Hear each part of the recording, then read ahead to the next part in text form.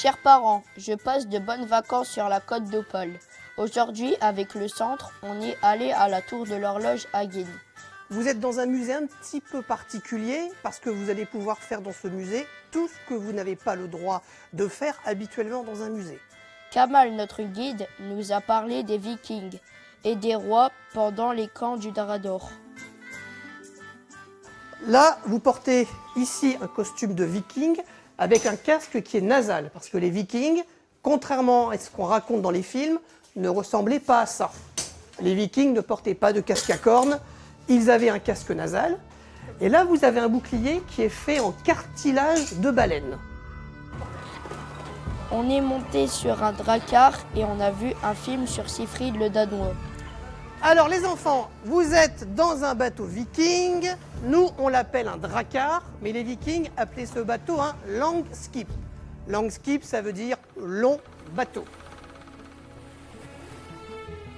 Je vois plus grand.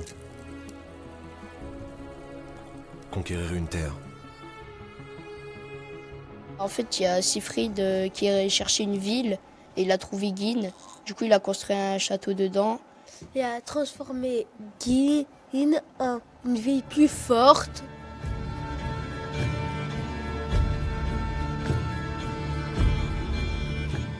Ici, vous avez la tour de l'horloge qui est construite au sommet de la motte féodale, ce qu'on a en dessous de nos pieds.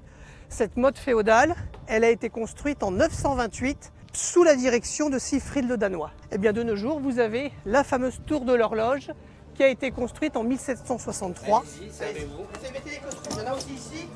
On a même essayé des costumes de chevalier, c'était marrant.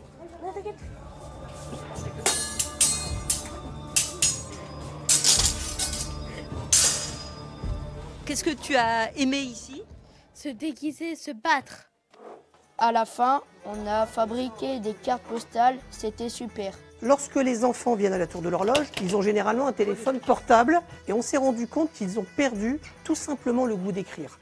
Donc on s'est dit que ce serait bien justement qu'on leur fasse redécouvrir ce que c'est que le plaisir d'écrire et de faire des choses sans écran. À bientôt, Noé.